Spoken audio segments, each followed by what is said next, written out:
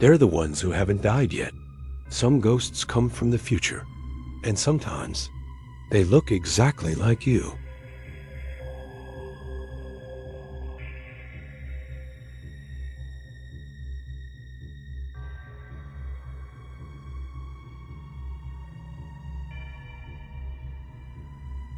It was supposed to be a place where my wife and I could watch our children grow up, a sanctuary from the noise of the world.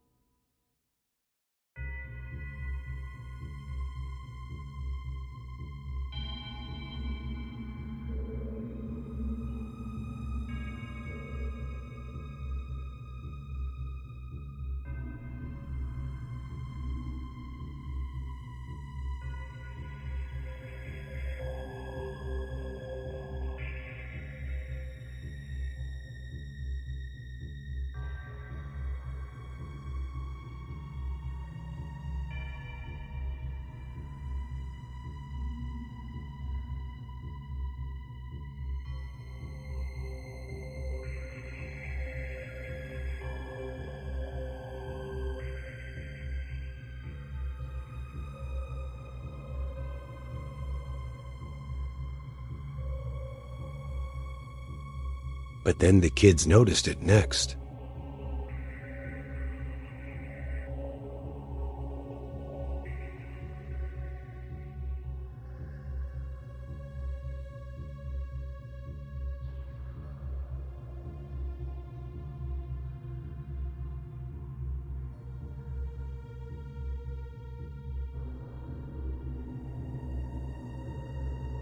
A few days later, my daughter, Maya, who was 10, started refusing to sleep in her room alone. She would creep into our bed, trembling. She said an older version of herself, a teenage girl with sad eyes, would stand in her doorway at night. This other Maya never spoke. She just stood there, silently shaking her head as if warning her. "Warning you about what, sweetie?" I asked her one night, holding her close. She whispered into my shoulder, her voice barely audible. The phenomena became more frequent, more undeniable. It wasn't just the mirrors anymore. It was every reflective surface.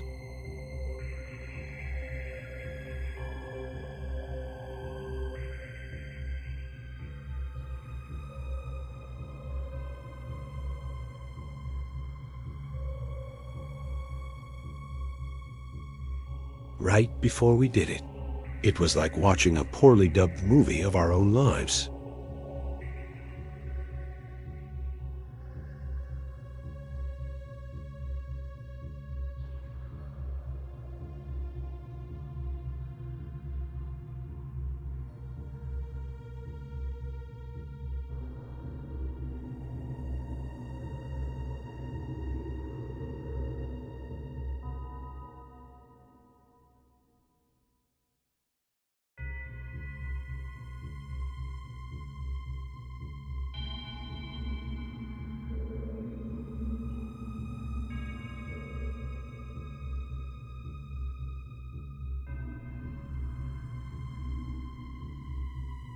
Our words, in our voices, but older, more weary.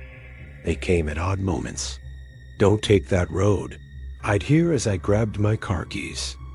"Lock the door earlier," Sarah would mutter, only to look at me, confused, and say she hadn't spoken. "Watch the stairs," a voice that sounded like a grown-up Maya would whisper as Leo ran down to the basement.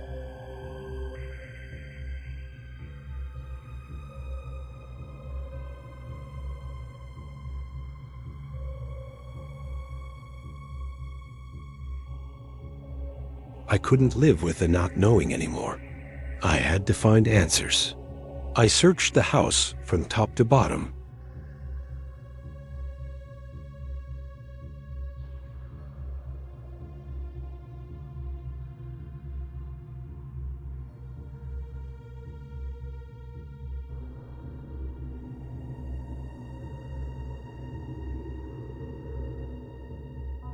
And they all contained our names, our address.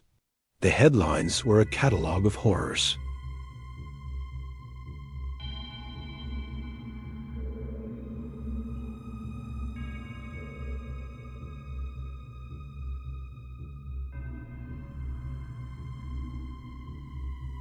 This house, it was a collection of our possible deaths.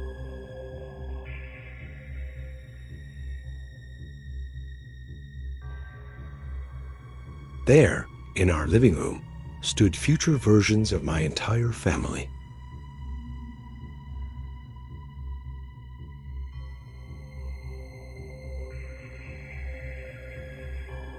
My daughter, Maya, clutched her arm as if it had been permanently injured. And then there was me.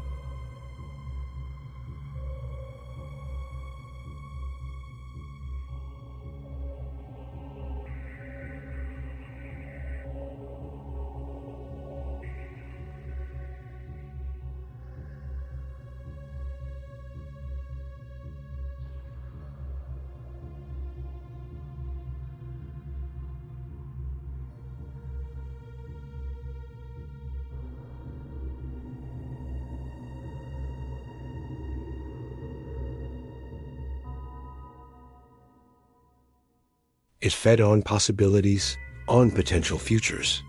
It was showing us every possible way we could die within its walls.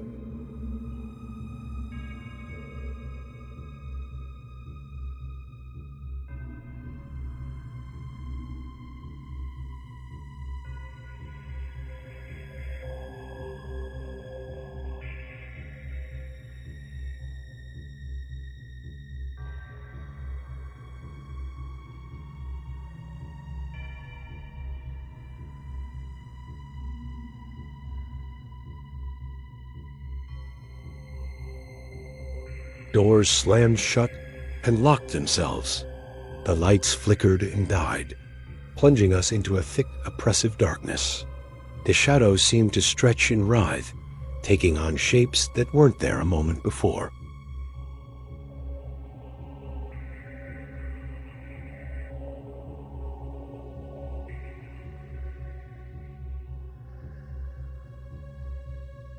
They lit up, not with delayed reflections, but with final tableaus. The worst versions of us, dead, broken, their silent screams trapped behind the glass. In the chaos, my future self, the bruised and bleeding man, suddenly appeared beside me. He grabbed my arm, his grip surprisingly strong. "This is the last chance," he rasped, his eyes wide with terror.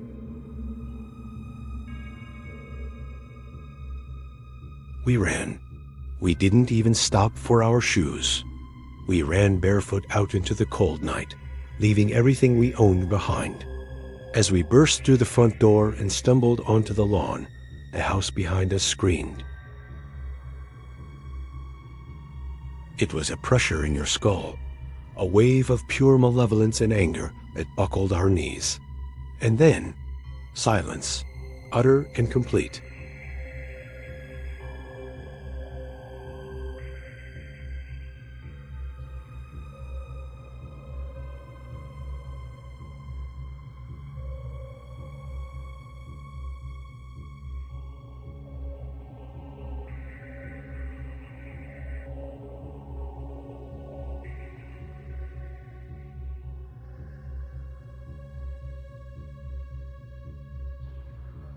Because this time we listened.